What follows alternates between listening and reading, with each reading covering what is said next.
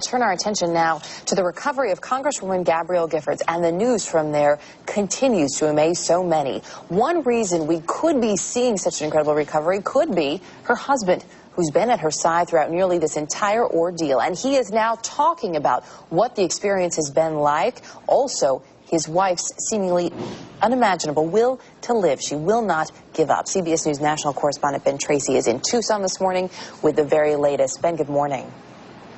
Good morning, Erica. You know, after the shooting, 11 people were rushed here to the University Medical Center. As of this morning, there is just one injured person left, and then Congresswoman Giffords. And as you mentioned, her husband, Mark Kelley, is now speaking out about that tragic event. When Mark Kelley first heard the news that his wife, Gabrielle Giffords, had been shot, he says he was devastated after seeing the initial news report. I had the TV on and then saw that she died for about 20 minutes. The emotional roller coaster continued when Kelley got word from his mother-in-law that Giffords was critical, but still alive. Since we found out that she didn't die, and it's been a gradual improvement every day.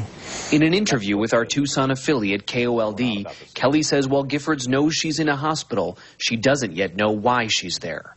I've talked to the doctors about that. I see the best thing to do in this case with this kind of situation is not to tell her all at once, but to, when she starts asking questions about it, just answer the question. Inspired by her remarkable progress, Kelley is setting goals for his wife's recovery, even designating a date by which he hopes she'll start speaking. Well, I put her on a schedule.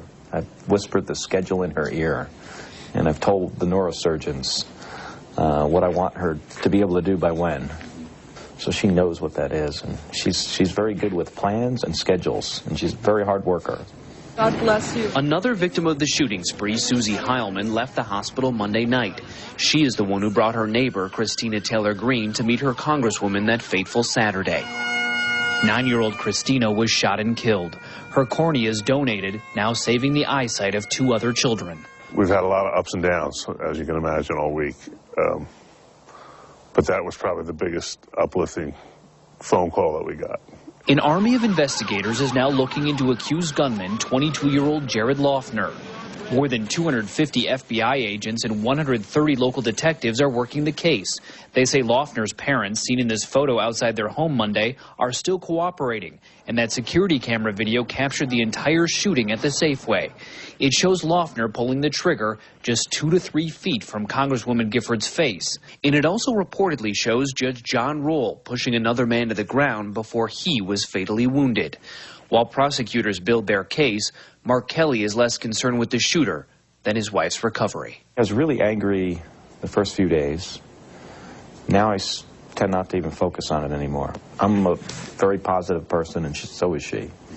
She is not going to let this thing take her out. I mean, she is going to make a full recovery. You know, I don't know what the future holds for her, what she's going to want to do. But, you know, she's a fighter. Mark Kelley says he actually comes out here to the memorial and walks around, reads some of the cards that people have left. He says he even took a teddy bear from down here up to his wife's room. She holds it in her bed and often squeezes it. Erica? It's a nice little tidbit there, Ben. Thanks. Ben Tracy in Tucson this morning. No shortage of support, that's for sure. And it's wild when you see, too, as we see those pictures behind Ben every morning, how much that memorial has grown. Yeah.